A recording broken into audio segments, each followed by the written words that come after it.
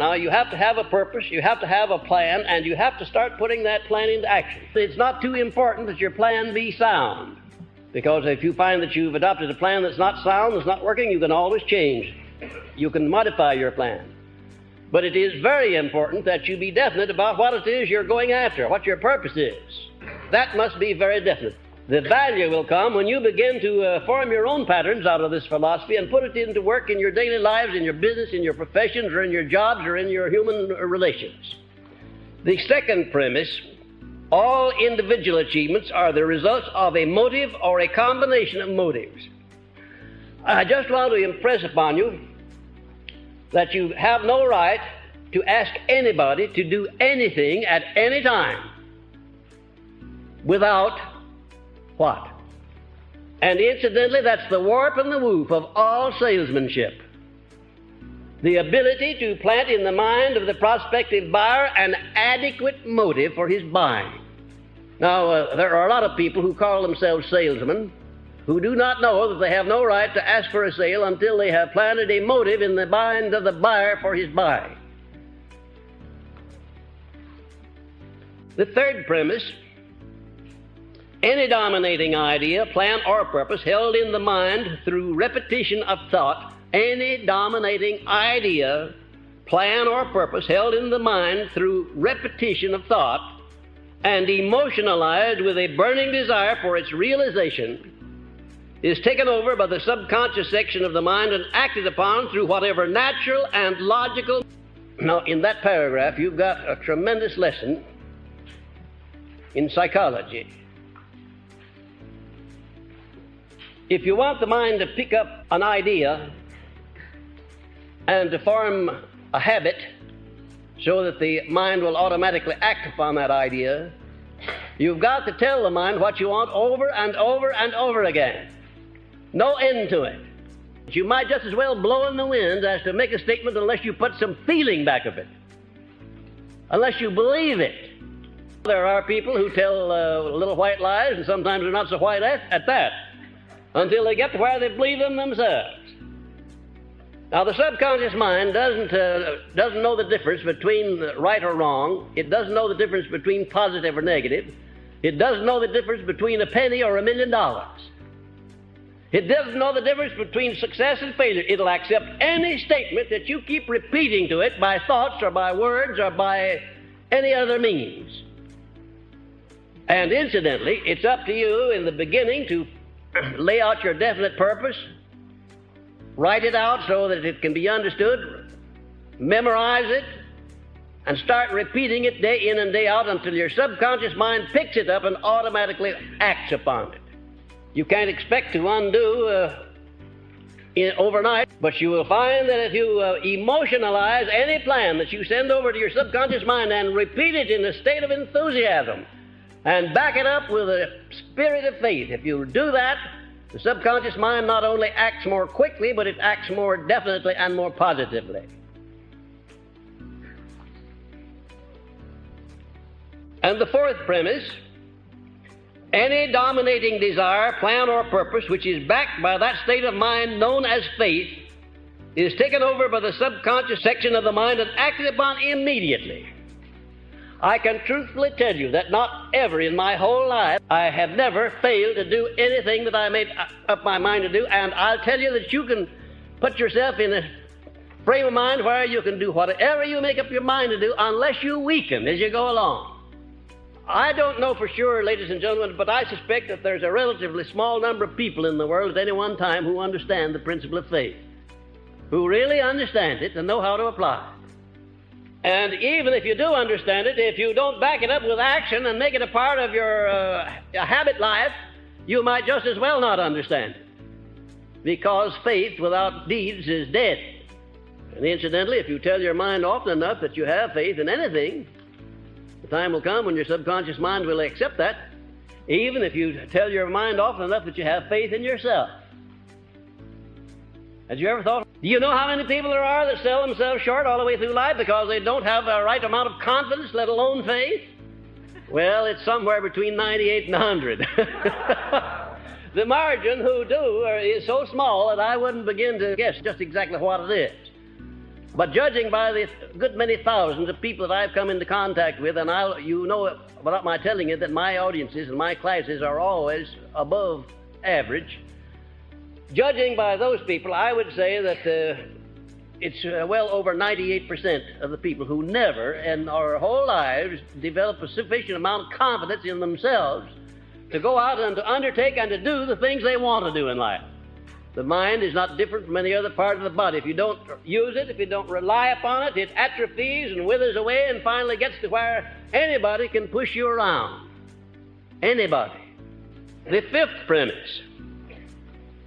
The power of thought is the only thing over which any human being has complete, unquestionable means of control, a fact so astounding that it connotes a close relationship between the mind of man and infinite intelligence. Now, there are only 5 known things in the whole universe. There's time, and there's space, there's energy, and there's matter. And those 4 things would be no good without the 5th thing. They'd be nothing. Everything would be chaos. You and I never could have existed without that 5th thing. Universal intelligence. The person who is the most successful is the one who finds ways and means of appropriating most of this intelligence through his brain and putting it into action. And the responsibility of this course mainly is to give you a pattern, a blueprint by which you can take possession of your own mind and put it into operation. All you have to do is to follow the blueprint.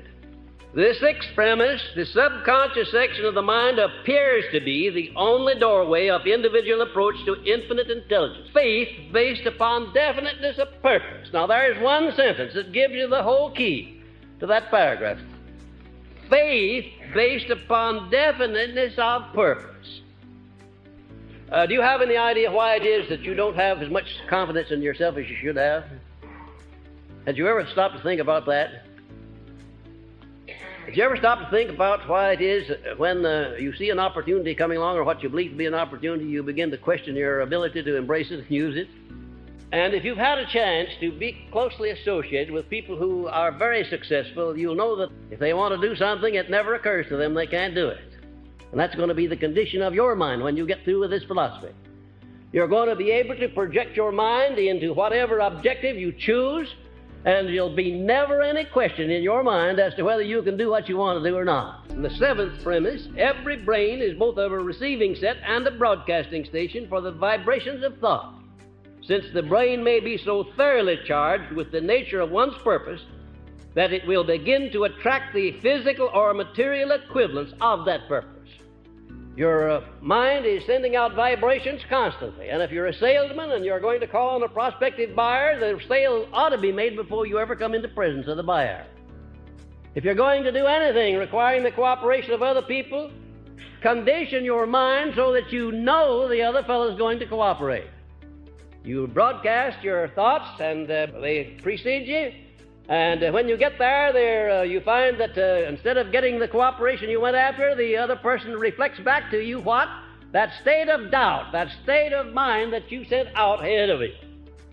I used to teach salesmanship. I made my living that way for a long time while I was doing the research on this philosophy. And the first thing that I taught those people under my direction was that they must make the sale to themselves before they try to make it to the other fellow.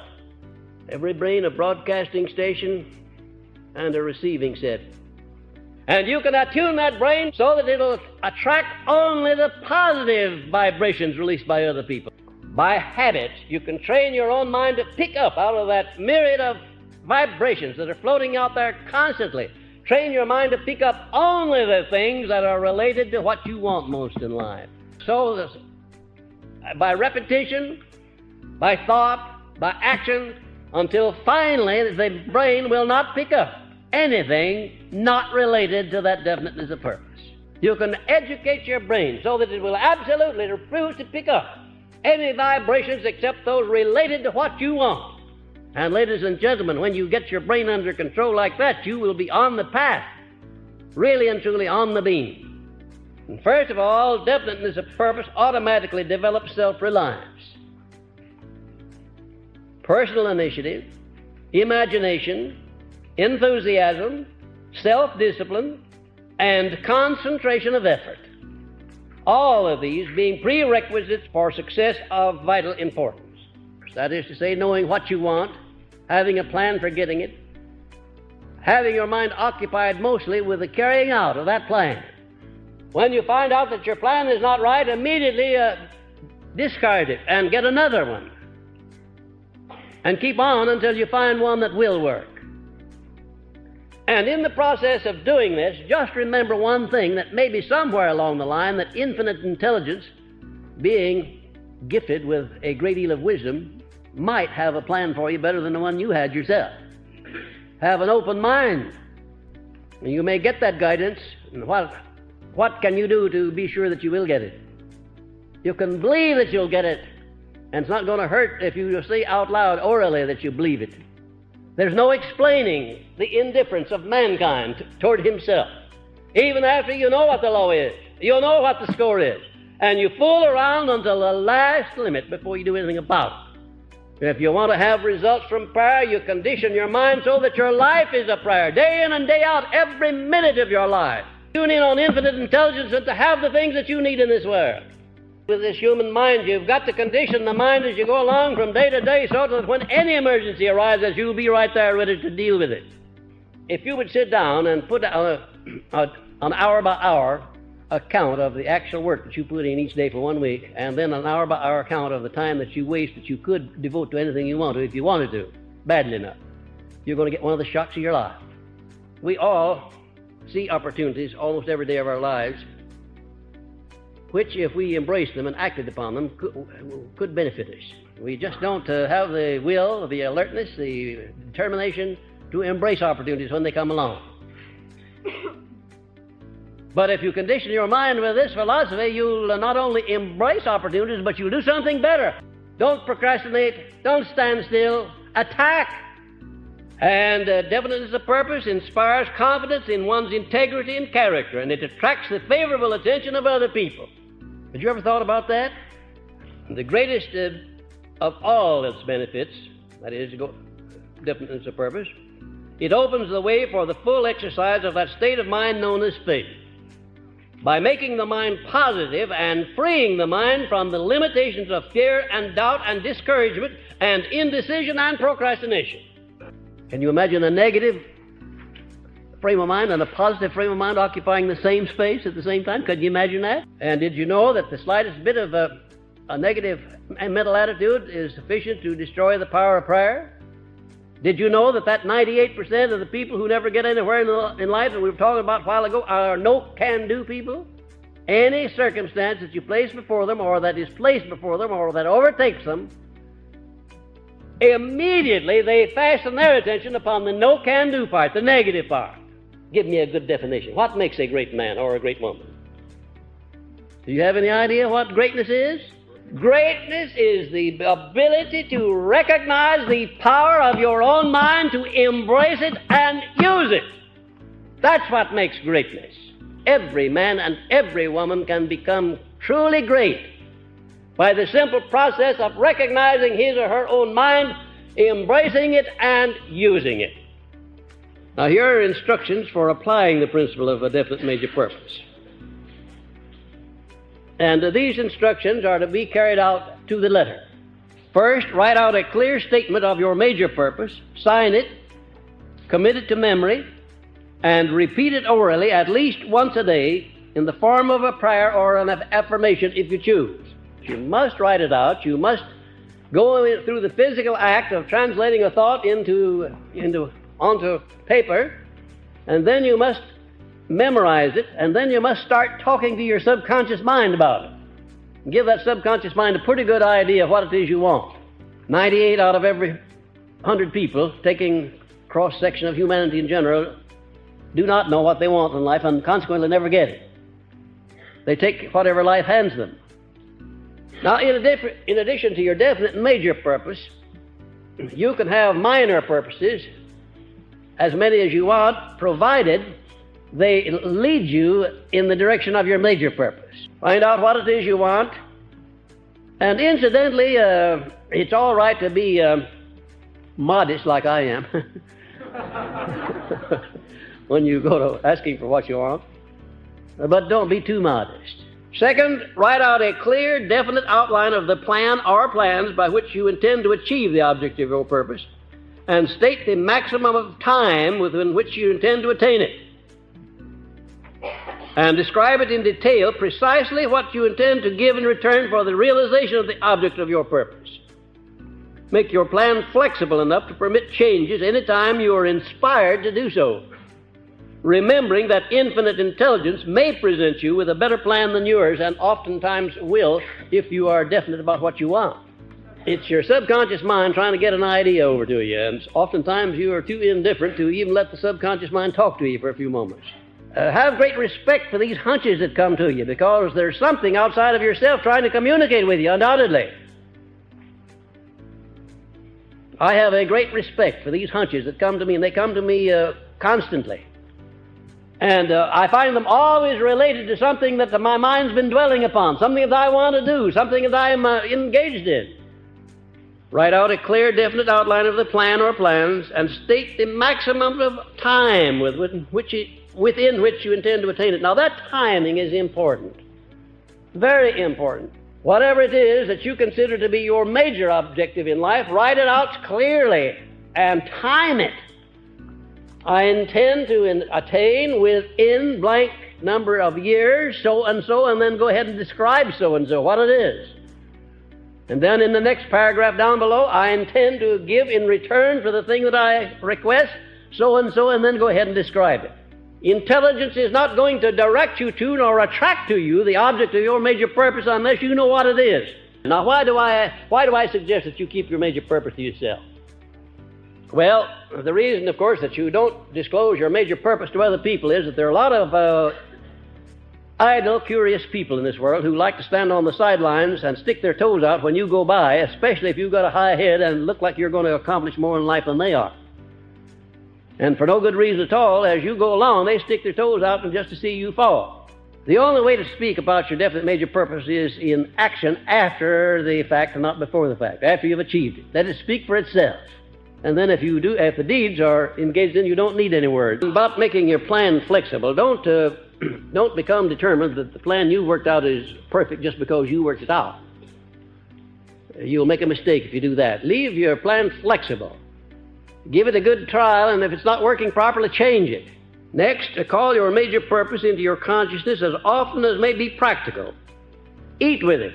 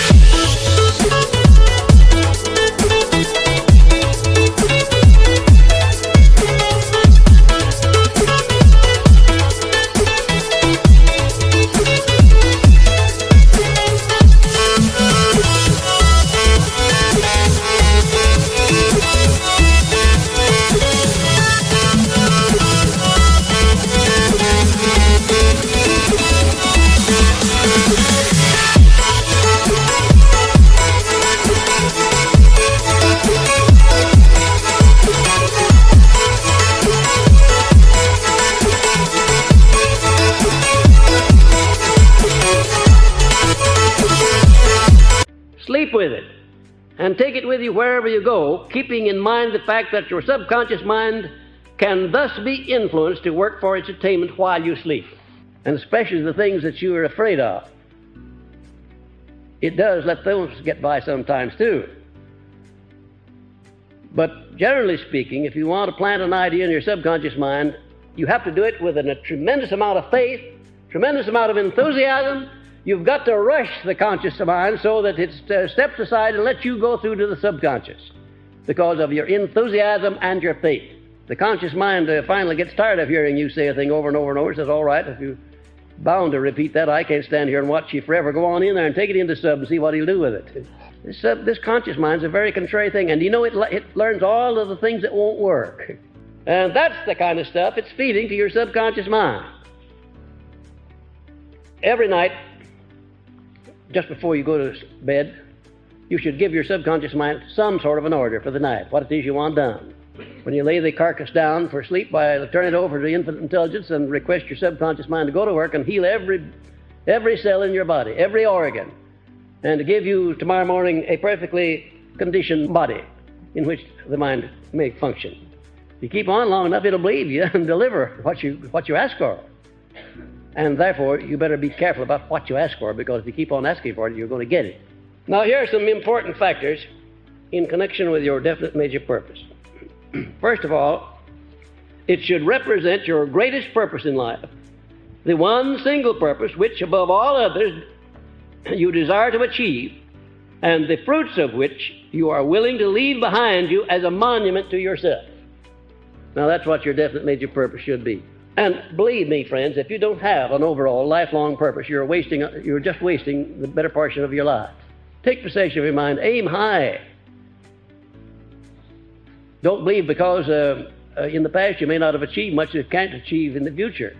The greatest sin of mankind is neglect to use his greatest asset. Because if you use that greatest asset, you'll have everything you want and you'll have it in abundance. You're the only one that can put qualifying words in there as to what you want. You're the only one that can set up limitations for yourself. Nobody else can do it for you, unless you let them. Your major purpose, or some portion of it, should remain a future.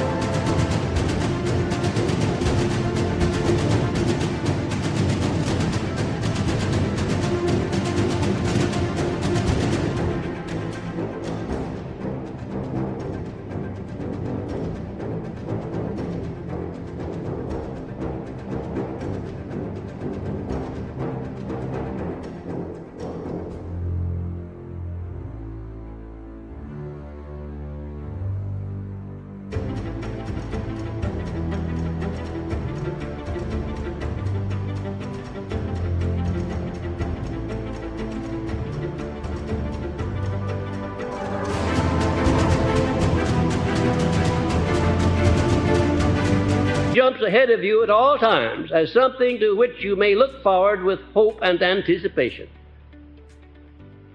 Now, if you ever catch up with your major purpose and attain it, then what? What are you going to do there? Get another one, of course you. And you will have learned, by having attained your first one, that you can attain a major purpose, and the chances are when you select your next one, you will make it a bigger objective than you did your first one. If your objective is to acquire material riches, why don't aim too high for the first year. Work out a 12-month plan within reason, and watch how easily you can attain it, and then next year double it. Then next year double that. One's major purpose should keep a few jumps ahead of him. What's the purpose of that? Why not lay out a definite purpose that you can catch up with, just tomorrow, say? Life is less interesting when one has no definite purpose to be attained other than that of merely living. The hope of future achievement in connection with a major purpose is among the greatest of man's pleasures.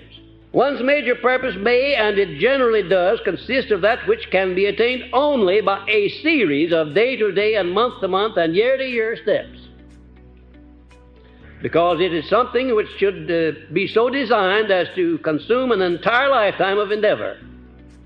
It should harmonize with one's occupation, business, or profession, for each day's work should enable one to come one day nearer to the attainment of his major purpose in life.